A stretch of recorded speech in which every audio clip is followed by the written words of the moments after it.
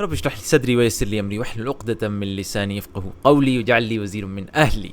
Now today the linguistic miracle I'll show you is a story of Prophet Ibrahim alayhi salam, and the use of language that even today is relevant to guide us. It's a story of Abraham, Prophet Abraham. Yet his teaching is even today relevant. It guides us even today. I'm going to show you that. So this is a story of chapter number 26 verse 75 onwards, where Ibrahim alayhi salam talks to his nation and he said, then do you, A'udhu billahi minash shaitanir rajeem, then do you, I'll put the translation, then do you see what you have been worshipping, you and your ancient forefathers? Indeed, they are enemies to me except the Lord of the worlds. Now is what I want you to focus on. Look at where Ibrahim alayhi salam stresses and the way Allah presents those stresses in the Qur'an, which are even today a source of guidance for us. What does he say? He says, indeed they are enemies to me except the Lord of the worlds, yani Allah subhanahu wa ta'ala, who created me, and it is He, meaning it is only Him who guides me. Focusing on the fact that it is only Allah who guides, but he does not stress here when he said it is He only who created me. Only stressed on who guides me. Then he says it is He alone who feeds me and gives me drink. And when I'm ill, it is He alone who cures me. And then he doesn't stress on death. He says, and who will cause me to die and then bring me to life. So of course I've shown you the point. You have to note the fact that he stresses on the fact that he does not stress on creating. He says, who created me? And then he stresses on the fact that it is He who guided me. Then he does not stress on, he stresses on the fact that it is He who feeds me and gives me drink. And then he stresses on the fact that it is He who cures me. And then he does not stress on the fact that it is He who will cause me to die and then bring me back to life, right? Why stress on certain things and not stress on other things? There are the verses go on, but I'm going to stick till here to show today's relevance and how the world deceives us today, and how the Qur'an is a guidance even today through the example of Ibrahim alayhi salam. Even today it is a relevant guidance for us. When Ibrahim alayhi salam says, who created me, does not stress it is He. Who doubts the fact? Even today, I'm going to show you through examples of today. Who doubts the fact that anyone other than Allah creates? Nobody doubts the fact that it's Allah. No human being can turn a seed into a tree.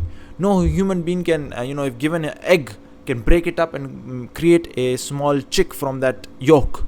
Nobody doubts the fact that it is Allah who turns that drop of sperm into an entire human being inside the womb. Nobody doubts the fact that human beings can do it. It's Allah who's. So nobody has a doubt in that. But when it comes to guidance, people go to all sorts of philosophers and thinkers and God knows what. They say, no, when it comes to political fields, they have their own ideologies, they have their own philosophers. When it comes to economical fields, they follow different economists and say, no, they will show us the way. No, not Allah's guidance, not divine guidance, but they will show us whether we should go to capitalism or communism, blindly following those people. When it comes to social circles, they say, no, we don't need God's guidance, we can follow whatever the people agree to, let it be homosexuality or whatnot. They agree to those standards. They do not follow guidance. So when it comes to guidance and living the right way, getting guidance on how to live this life, they go to all sorts of people, and they're blinded by the thinkers and the philosophers, the so-called thinkers and the philosophers who think that they have the ultimate answers. So they are blinded and deceived by them, not knowing that it is Allah subhanahu wa ta'ala who ultimately gave them that brain and the ability to think, and it is only Allah who has complete knowledge and who can guide us. They're blinded by it. Then when it comes to it is He who feeds me, focusing on the fact that it's Allah who feeds me, because people say, no, it's not Allah who feeds me. My parents are feeding me. My company, they give me the salary and I buy food. My boss is the one who's given me this job, who accepts me. They're blinded by the fact that it's not your parents or your guardian or your boss or your company who feeds. It's Allah subhanahu wa ta'ala. If Allah wanted, even if your boss or your company fired you, Allah could give you a better company, a better job. It's not that specific company who's feeding you. So people are blinded by the fact that no, it's my company who gives me salary, so they feed me.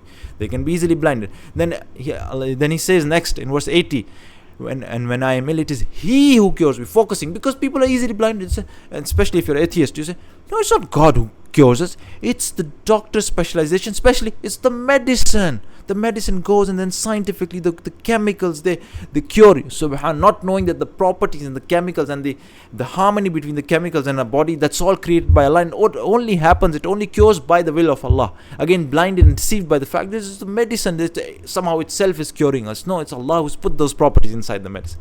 Then finally, it is not stress. It was, and who will cause me to die? Not he, because people know when death comes, nobody can stall it, nobody can avert it. Death is to come. It is something. It's a international reality. It's just a reality. People are dying day and night. You cannot stop them. It is in the hands of Allah. Everybody knows that nobody controls death. It is Allah who controls death. And then bring me back to life. Of course, nobody disputes these things. But where there was a possibility of dispute, guiding, they go to human philosophers and thinkers, thinking they have complete knowledge, when it is Allah who has complete knowledge. Again, being deceived by them. They, again, when it comes to feeding me, they think human beings or their the guardians or the providers, suppliers feed them. No. And when it comes to cure, they think medicines cure them. So they're focusing on it is He who cures me. And then when it comes to death, nobody can dispute that. Everybody knows that nobody can stall death. When death comes, you have to die. You don't have any other solution. Subhanallah. And even in the Qur'an, what does it say? كلا إذا بلغت التراقي وقيل من راق. So when death comes, you cannot stall it. So subhanallah, focus, the way the Quran focuses on certain things and does not focus on certain things, goes on to show us the fact that Quran is even relevant for us today. And the beautiful usage of language, just to remove that veil of deception, don't be deceived by the fact that these people guide you, or these people feed you, or these people give you cure, or these medicines. Just take the veil off, and you will know that the reality behind all of this is Allah subhanahu wa ta'ala. He is the one who's allowed this. He's the one who's actually guides you. He's the one who actually feeds you. He's the one who actually cures you. It's not the medicine. Subhanallah. So it's beautiful usage of language.